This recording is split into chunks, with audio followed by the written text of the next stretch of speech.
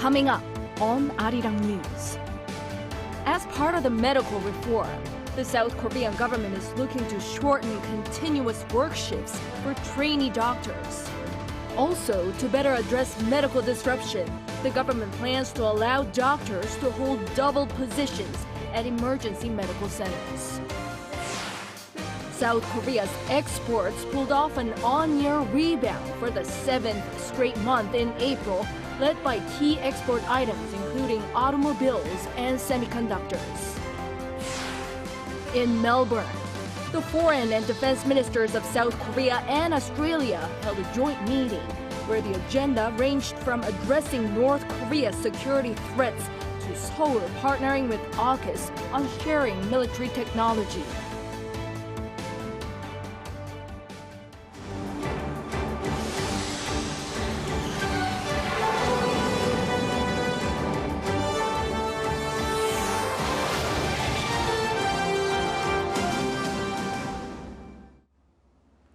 Good evening. It's 9 p.m. here in Seoul. Thank you for joining us on Arirang News. As part of its medical reforms, the South Korean government unveils its plans for trainee doctors to shorten their work hours. Also, to better address medical disruption, the government is looking to allow doctors to hold double positions at emergency medical centers. But it looks like the standoff is likely to continue with the new leader of the largest doctors group in the country starting his term, who is strongly against the government's reforms. Choi Soo-hyung has the latest. A day has passed since medical professors from some hospitals started to halt outpatient services and surgeries except for emergency and severe care for 1 day per week. No massive medical gaps have been reported so far, and in Wednesday briefing, the health ministry thanked the medical staff working on the front line and announced its plans to shorten the continuous work hours for trainee doctors.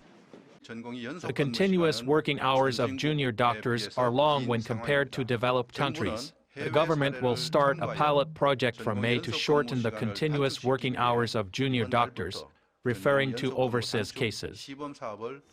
Prime Minister Han Duck-soo also said a few hours ago that the government plans to cooperate with universities or hospitals for doctors who want to work more at emergency medical centers to strengthen the emergency response system. Meanwhile, South Korea's largest doctors group, the Korean Medical Association, launched its new leadership on Wednesday. Amid the conflict between the government and the medical community over increasing the number of medical school admissions, the new president Im Hyun-taek started his term. He posted on his Facebook that he will do his best to solve the medical dispute. He has been strongly critical against the government plans and instead has argued for decreasing the total places by up to 1,000 places, citing the country's low birth rate. Im plans to form a consultative body consisting of medical students, doctors and medical professors to prepare for talks with the government. Meanwhile, most of the medical schools nationwide have finalized their enrollment figures for next year. It seems there will be 1,550 more students admitted, which is less than the government's original plan for 2,000 more students. About a week ago, the government allowed universities to freely determine the admission slots for 2025, ranging from 50% to 100% of the total enrollment quota. Most national universities outside the capital region decided to admit significantly fewer students than first planned, while private universities are either sticking to their regional plan or decreasing admissions by just a few students. Each university will announce its official admissions guide, including the number of new students by May or early June after approval from the Korean Council for University Education. Choi Soo-hyung, Arirang News. Moving on to the National Assembly. South Korea's two main political parties have agreed to add revisions to a special bill on a new investigation into the 2022 Itaewon crowd crush disaster. The chief deputy floor leaders of the ruling People Power Party and the main opposition Democratic Party held a joint press conference on Wednesday where they announced their agreement on forming a revision committee and its operational period and investigation method. The special bill was passed during a plenary session of the opposition-controlled assembly in January, but was vetoed by President Yoon later that month. The rival parties have agreed to address the revised bill during Thursday's plenary session. The same day, the presidential office welcomed the agreement, saying that it is considered a tangible outcome of cooperation between the parties, which began with a recent meeting between President Yoon and main opposition leader Lee Jae-myung on Monday. President Yoon is planning a press conference around the time of the second anniversary of his inauguration, which is on May 10th, to bolster communications. Our senior correspondent, Oh Soo-young, covers this upcoming agenda and more. President Yoon is likely to hold a press conference to mark his second year in office and revive a senior secretary post in charge of civil affairs in the near future, in a move to sharpen his administration's sense of public sentiment. According to sources within Yoon's office, the president may hold a media conference as early as next week, either before or after May 10th, the day of his inauguration in 2022. The president has not held a presser since August that year, to mark his 100th day in office. He also stopped his impromptu Q&A sessions with the media after a series of unsavory clashes with one local broadcaster. However, following his ruling People Power Party's heavy defeat at the general election last month, Yoon has vowed to improve his communication with the media and the public. His senior press secretary Yoon said in a TV interview Monday that the public can expect to see a press conference to mark 2 years of the administration. The top office is also moving towards reviving a position Yoon previously scrapped when he took office. A senior secretary for civil affairs may soon be appointed to broadly manage personnel issues within the administration and pick up on political trends and public sentiment. Yoon, during his electoral campaign, had pledged to abolish the position, citing misdeeds that occurred under previous administrations, as the secretary wielded too much power over government bodies and could investigate civilians. When instating the new secretary, Yoon will reportedly focus more on discerning public sentiment. But I think what he would probably do in this context is to use the position as a way to help implement, and also, again, part of this issue of messaging, his domestic policies, and to be a point where this can be coordinated as best as it can be, given the control of the Democratic Party, but as a medium towards which, domestic policies can be sort of pursued in a more comprehensive way. According to Realmeter on Monday, the leader's approval rating fell for the third consecutive week to 30.2%, the lowest since August 2022. The president himself having apologized for failing to reflect the wishes of the people, the Yoon administration is taking steps to become more receptive and interactive with the public. Observers say the manner of how he conducts his long-stalled media conference will be the first test of progress. Oh Soo-young, Arirang News. Now over in Melbourne, the foreign and defense ministers of South Korea and Australia held talks on issues ranging from North Korea's threats to the possibility of South Korea partnering with AUKUS on sharing military technology. Our defense correspondent Choi Min-jung reports. The foreign and defense ministers of South Korea and Australia sat down in Melbourne for the so-called 2+2 talks. Foreign Minister Cho Tae-yeol and Defense Minister Shin Won-sik met with their Australian counterparts, Richard Marles and Penny Wong, on Wednesday to deepen bilateral ties and cooperation on regional security. On the agenda was a commitment to address North Korea's evolving security threats.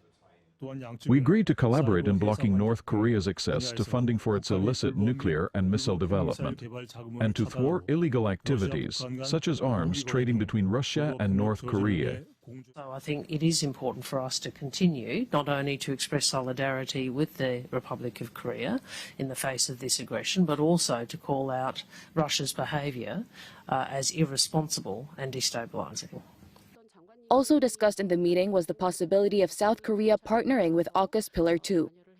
Pillar 2 of the defense deal between the US, UK, and Australia is a pact focus on sharing military technology across a range of areas, including hypersonic weapons. We welcome that the AUKUS members are considering South Korea as a Pillar 2 partner. Korea's defense, science, and technology capabilities will contribute to the development of the AUKUS Pillar 2 as well as regional peace. Korea is obviously a country with deeply impressive technology, where we do have shared values, where we have strategic alignment, and where we engage closely together. The two sides also took note of their mutual participation in military exercises. Shin said the countries reaffirmed their commitment to continuing joint exercises and further elevating the level of cooperation between their armed forces. Additionally, the countries agreed to continue enhancing mutual and beneficial partnerships in the defense industry. This comes as a South Korean company was selected to provide Australia's next-generation infantry fighting vehicle project, valued at $250 million. The day wrapped up with the ministers releasing a joint statement based on the outcome of their meeting. The previous 2+2 meeting was held in Seoul in 2021. Besides the U.S., Australia is the only other country that South Korea holds such regular talks with. Choi Min-dang, Arirang News.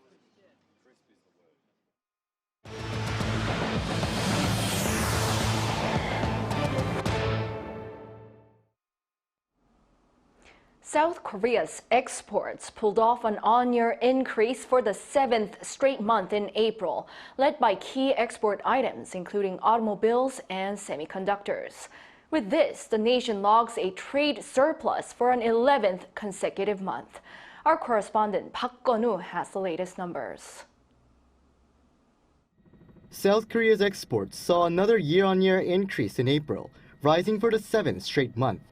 According to the Ministry of Trade, Industry and Energy on Wednesday, outbound shipments saw a jump of 13.8% to over $56.2 billion in export value last month. The value of imports also rose by more than 5% year-on-year last month to around $54.7 billion, resulting in a trade surplus of $1.53 billion in April, the 11th consecutive month since June 2023. 13 out of 15 main export items saw growth last month, the largest number of items seeing an increase this year. Outbound shipments of automobiles hit a record high of nearly $6.8 billion, up 10.3%. Exports from the IT sector, including chips, displays, SSDs, and wireless devices, all saw increases for the second consecutive month. The value of semiconductor exports jumped to nearly $10 billion in April, a 56.1% year-on-year increase. That was mainly due to higher prices for memory chips, including DRAM and NAND flash, caused by higher demand. In terms of region, 7 out of 9 major export regions saw a growth in imports from South Korea. Outbound shipments to the U.S. increased for the 9th month in a row, reaching a record high $11.4 billion in April, up 24.3%. The value of shipments to China also once again exceeded $10 billion in the same month. But as concerns rise about exports, especially for chips, being concentrated to certain regions, the Trade Ministry said it'll try to deal with this. We still have to find new markets in different regions, though exports to places such as India and the Middle East have also risen. Aside from shipments to the U.S., we will do our best to diversify the export market through suitable policies. While mentioning that the trade surplus in April was recorded despite global uncertainties, the Trade Ministry added it would support companies so that the robust export performance will continue into the second quarter. Park Gun-woo, Arirang News. South Koreans' online direct purchases from overseas achieved a record figure during the first quarter of the year. Data released by Statistics Korea on Wednesday show that the total value of overseas purchases by South Korean customers came to 1.6 trillion won, or around $1.2 billion during the January to March period. That's up 9.4% from the previous year and the largest for any first quarter. The record figure was mostly driven by products from China, surging more than 50% year-on-year, giving China the largest ever share of South Koreans' overseas online purchases. To fight the chronically low birth rate, paternity leave will be extended and job-related information would become more accessible. Now, this is according to the government earlier today. Our Moon Hae-ryun walks us through the upcoming plans. The country's demographic concerns, namely the low birth rate and the dwindling workforce, are being addressed through a series of new measures to come in the second half of the year. During an emergency economic ministerial meeting on Wednesday, Finance Minister Choi Sang-mok unveiled the government's plans to improve social mobility. We have prepared measures to increase social mobility in 3 areas: jobs, education, and capital formation.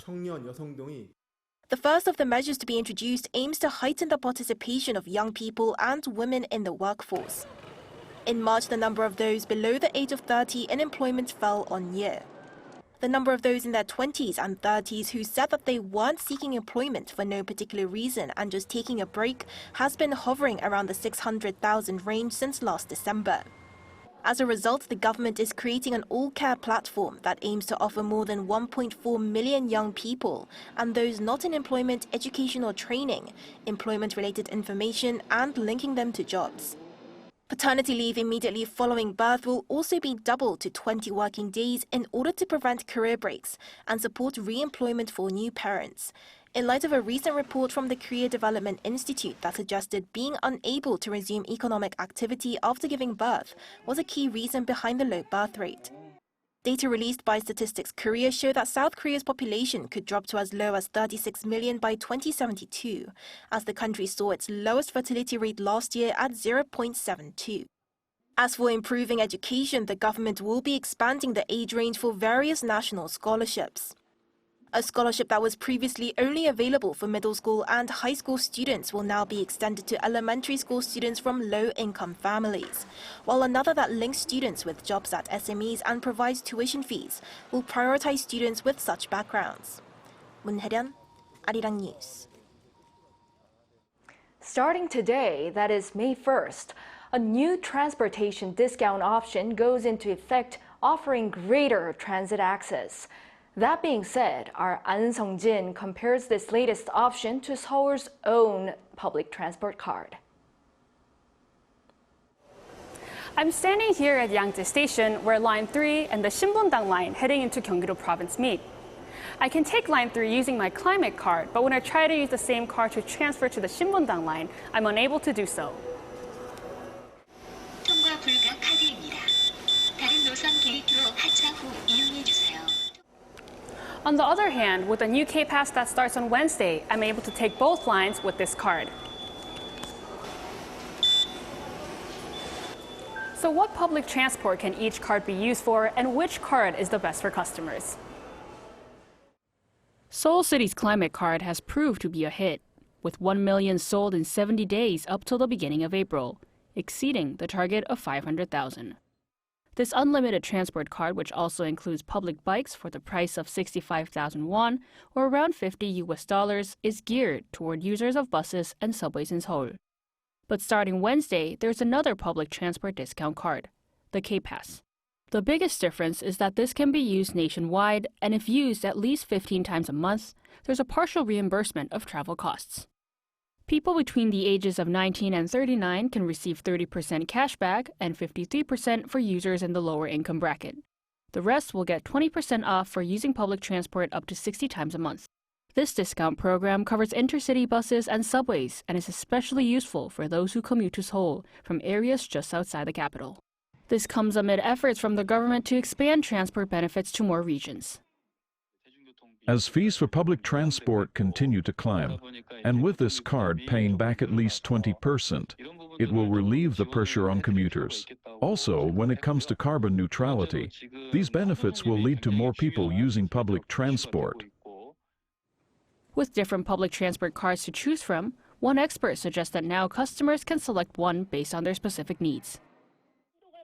As transport and food take up a big part of people's living costs, being able to select a transport card that suits you increases convenience and helps save money.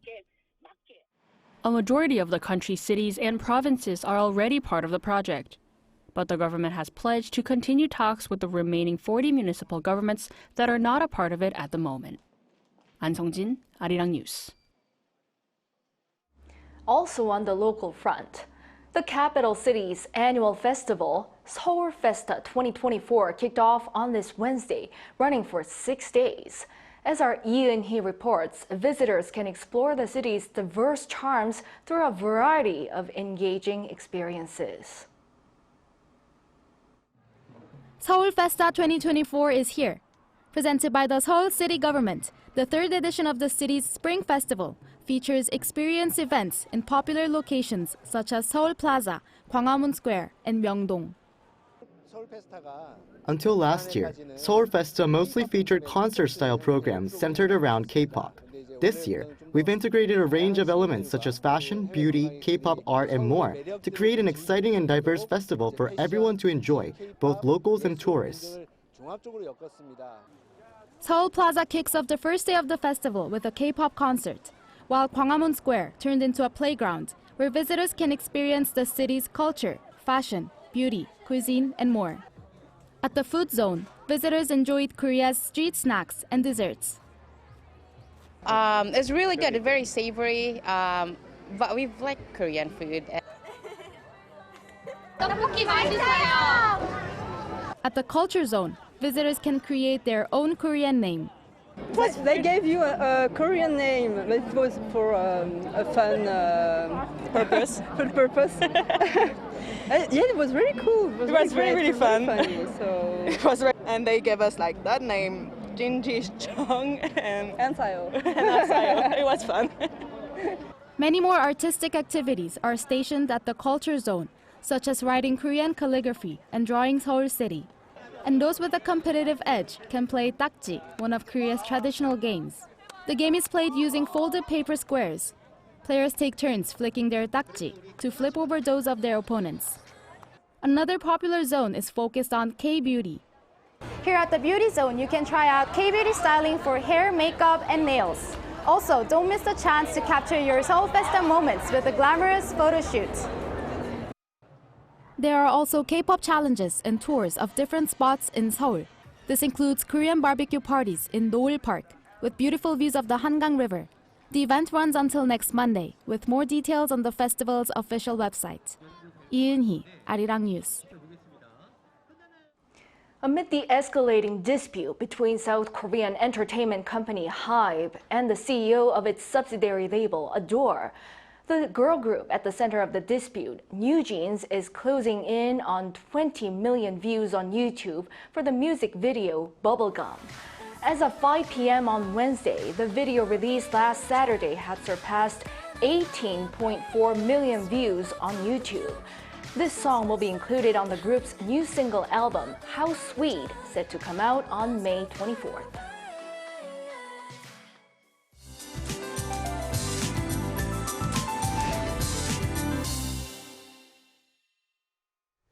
The weather is clear and warm in the central parts of the country. There will be 5 to 10 millimeters of showers until night over the inland parts of Jeollado provinces where the atmosphere is unstable. The days will get hotter and hotter.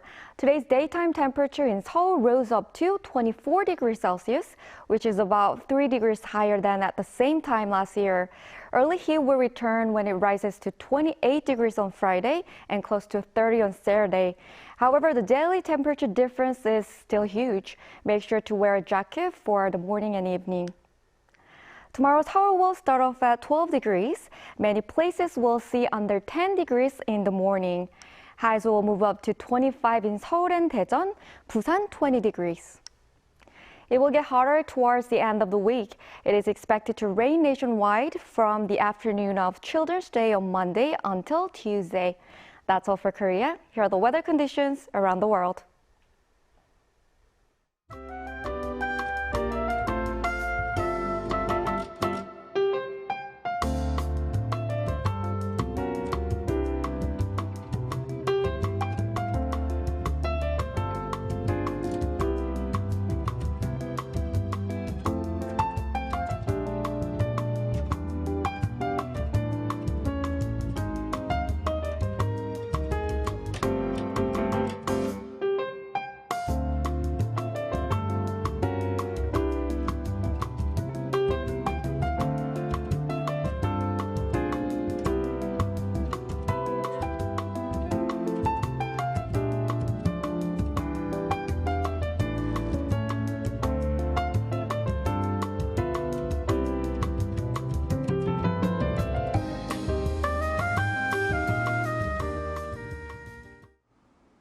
Well, that is all for this newscast tonight.